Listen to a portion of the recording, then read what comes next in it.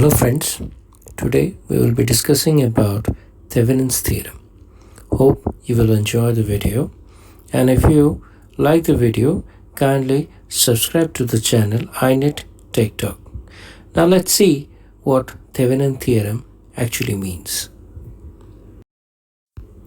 Well, Thevenin's theorem means any two terminal of a linear network which contains mainly voltage sources and impedances. That complex circuit is often very difficult to analyze. So, in order to make it a simple circuit, Thevenins proposed a theorem where a complex circuit, mainly containing linear networks like voltage sources, impedances, can be replaced by an equivalent circuit, mainly consisting of a single voltage source with a series impedance connected to the original load. Now, the Thevenin's equivalent voltage source can be measured between the two terminals where the load circuit has been removed completely. Similarly, the Thevenin's equivalent resistance can be measured by replacing the voltage source and replacing the voltage source with its internal impedance. Usually the internal impedance of a voltage source is very low, so we can replace that by a short circuit and then measure the equivalent resistance. So the Thevenin's equivalent voltage source in series with the Thevenin's equivalent resistance is the equivalent Thevenin's circuit.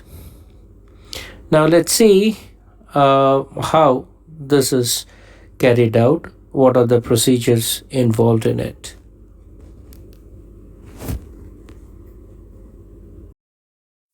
Well, from the figure 1, we can see that there is a circuit consisting of a voltage source designated by E connected to a resistor R1, R2 and a load resistor RL.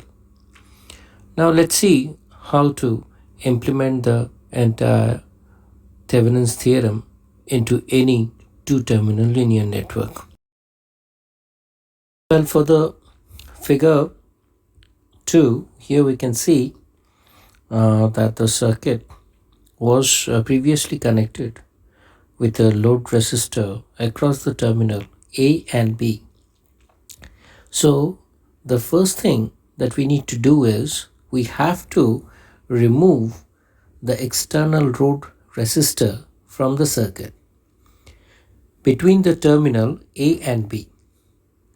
Measure the voltage across the terminal A and B, and this will provide us the Thevenin's equivalent voltage, which is denoted by VTH as shown in this figure. Now let us find out the Thevenin's equivalent resistance. Now to find out the Thevenin's equivalent resistance, what we need to do is we have to remove the voltage source which was previously shown by the voltage denoted by E. Now we have replaced that with its internal resistance, which is denoted by R int. Now in most of the voltage sources, the R int means the internal resistance is very small, and for the sake of simplicity we always try to ignore the internal resistance and replace it with a short circuit. And after that we have to find out the Thevenin's equivalent resistance across the terminals A and B.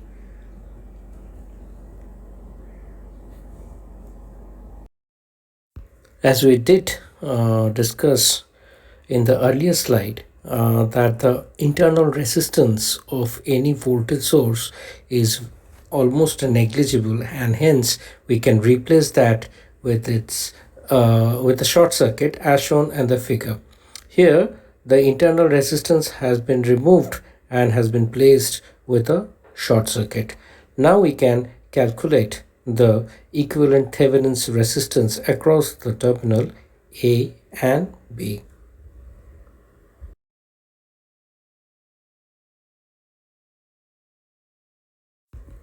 After calculating the Thevenin's equivalent voltage and Thevenin's equivalent resistance, we have to draw the equivalent Thevenin's circuit.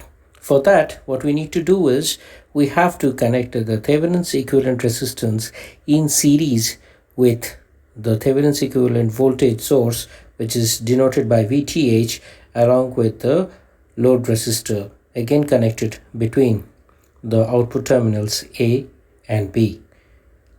The entire circuit has been shown in the figure 5.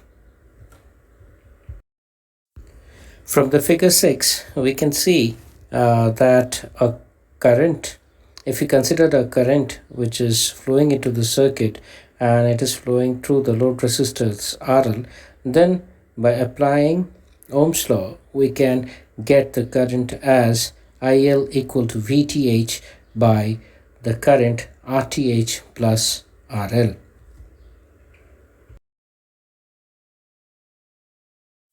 Now let us solve a problem. In this particular problem, we can see that a circuit having a voltage source of 10 volts connected to a resistive network having R1 and R2 each having the value 1 kilo ohms and a load resistance RL. So let us try to apply Thevenin's theorem into this particular circuit and find out the equivalent circuit.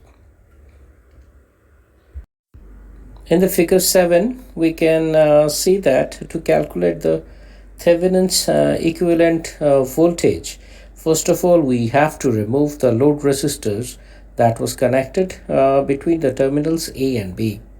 So if we remove the load resistor from this particular section, this particular section of the circuit is open circuited and we will not expect any current to flow into this circuit.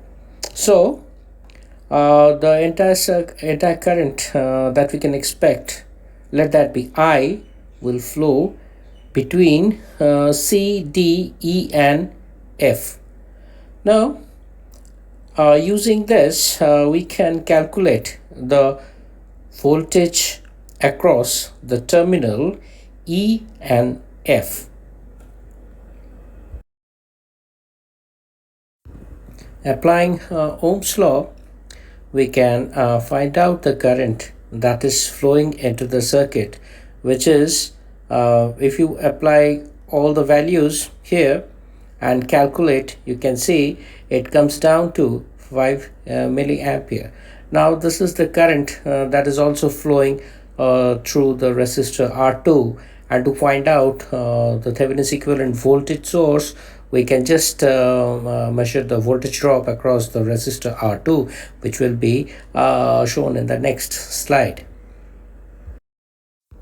As we have discussed earlier, the calculation of the current I flowing through the circuit, we saw that the current was calculated around 5 milliampere, and the same current is flowing through the resistor R2. So applying Ohm's law, we can find out the Thevenin's equivalent voltage VTH, which comes down to 5 volts.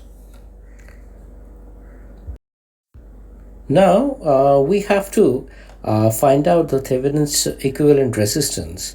To find that out, we have to remove the voltage source, which was denoted earlier by E and was connected across the terminal D and C.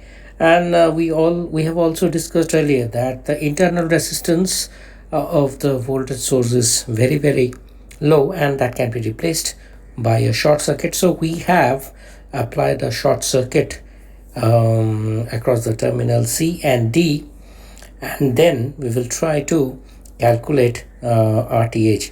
Now from this particular figure 8, what we can see right now is the resistor R1 and resistor R2 are actually in parallel, and hence if we compute the value, we'll be able to get the Thevenin's equivalent resistance across A and B. As we have already discussed, referring to the figure 8, that the resistor R1 and R2 are both were in parallel. So if we compute the equivalent resistance we get is 500 ohms. Now in the final stage, we have the Thevenin's equivalent voltage source with us. So we have the value of Thevenin's equivalent resistance, and as per the definition of Thevenin's theorem, the equivalent circuit will consist of Thevenin's equivalent voltage source along with the Thevenin's equivalent resistance in series, and the load resistor will be connected across the output terminal A and B. And from this figure 9, what we can see is again a current IL will be flowing through the circuit, and if we apply Ohm's law, we can calculate IL, which is nothing but VTH divided by the series combination of these two resistors, and it comes down to 0.4761 milliampere.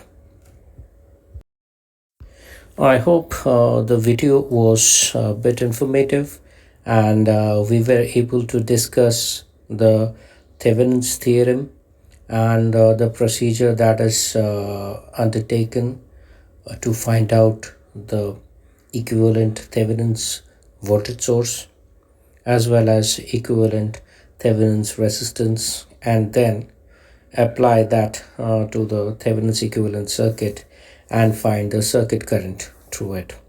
Thank you very much, and if you like the video, again subscribe the channel iNet Tech Talk. Thank you very much.